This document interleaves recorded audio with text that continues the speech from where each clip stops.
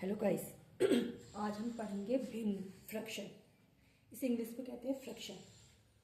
अब बहुत लोगों की दिक्कत क्या होती है, जिससे ये भिन्न होती है, इनका जोड़ना घटाना गुणा भाग ये लोग सही से नहीं कर पाते। जैसे अब बीटीसी का भी रिजल्ट आया है, तो आप लोग ये चैनल सब्सक्राइब करो, देखो इसे, ये कुछ समझ में आएगा आपको।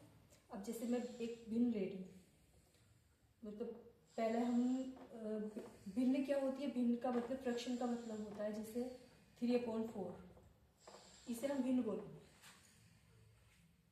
जैसे अंश और हर, ऊपर कहेंगे अंश और नीचे कहेंगे हर,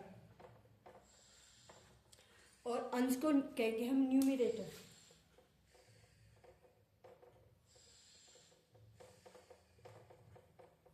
इंग्लिश में इसे न्यूमिरेटर कहेंगे, और हर को कहेंगे डेनोमिनेटर।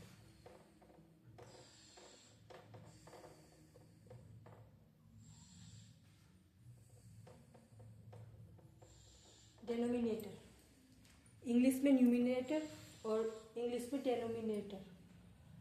अब ये क्या होता है, अब देख लो इसे किसे क्या कहते हैं, क्योंकि कुछ लोग हिंदी मीडियम के हैं, कुछ लोग इंग्लिश मीडियम के हैं। मैं खुद हिंदी मीडियम से हूँ, तो मुझे थोड़ा सा ये बताना पड़ता है। न्यूमिरेटर और डेनोमिनेटर। अब जैसे ये फ्रैक्शन है, अब इनका हमें जोड़ना घटाना ये चीजें पढ़नी है। तो सबसे पहले हम पढ़ेंगे जोड़। जैसे एक सवाल है 3/4 प्लस 5/6। अब मैंने एलसीएम जो बताए थे वो सिर्फ इसी चीज के लिए पहले बताए थे, क्योंकि हम एलसीएम की सहायता से ही इन्हें सॉल्व कर सकते हैं। अब जैसे एक तरीका, इसमें मैं 2 मेथड बताऊंगी, जो आपको अच्छा लगे वो करना। जैसे 4 और 6 का हम एलसीएम निकालेंगे, 2 से डिवाइड करेंगे, पहले सबसे छोटी डिजिट से डिवाइड करते हैं, 2 3 से 6, फिर 2 से करेंगे, 2 1 2 और 3 का 3 लिखेंगे, फिर 3 से करेंगे 1 और 1। एलसीएम क्या आएगा, 2 2 4, 4 3 12। तो इसका एलसीएम आएगा 12, यानी एलसीएम इसका 12 है। अब समझ रहे हो। अब इसका एलसीएम जब 12 आया, तो हमें नीचे हर में इन्हें दोनों साइडों में 12 बनाना है। अब इसे 12 कैसे बनाना, जैसे 4 में किससे मल्टीप्लाई करें कि 12 हो जाए।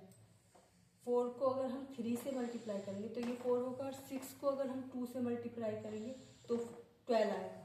4 को 12 बनाने के लिए हमें 3 से मल्टीप्लाई करना होगा, और 6 को 2 से मल्टीप्लाई करना होगा।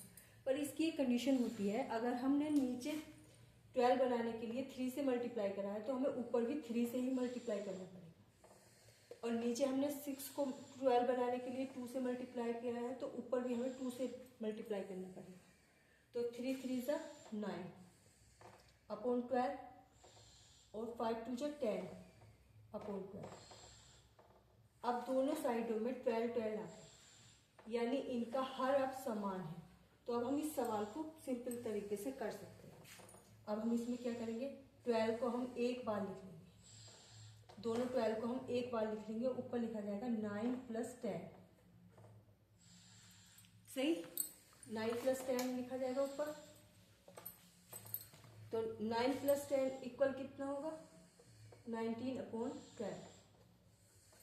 वैसे तो ये आपस में किसी डिजिट से कटेंगी नहीं, अगर कट रही होंगी तो हमें उसे काट के छोटा करना होता है, क्योंकि हम इतने बड़े रूप में नहीं लिख सकते। पर ये कटेंगे नहीं, तो इसका यही आंसर आता है।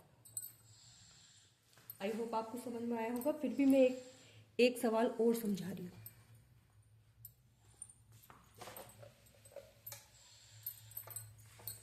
जैसे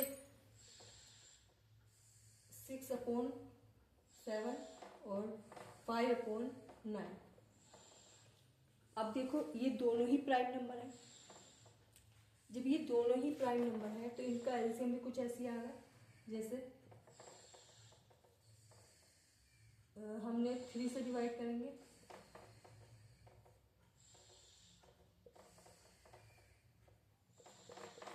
3 3 से 9 और 9 7 जा 63, यानी इसका एलसीएम 63 आया।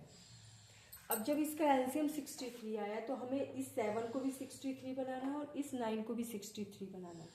तो इसमें हम कितने से मल्टीप्लाई करेंगे? 9 से, और 9 में करेंगे 7 से। तो जो भी चीज़ हमने मल्टीप्लाई 9 के लिए, जैसे 9 है यहाँ, तो हमें ऊपर भी 9 से ही डिवाइड करना होगा।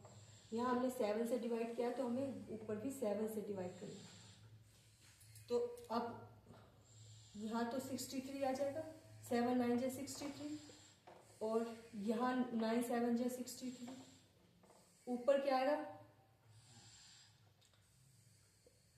54, 6 9 जा 54, ये आएगा 35, 5 7 जा 35। अब इन दोनों 63 को हम एक बार 63 लिख लेंगे, ऊपर लिखेंगे 54 प्लस 35। अब इन दोनों को प्लस कर लेंगे, 5 9 5 4 9 और 5 3 8 अपॉन 63।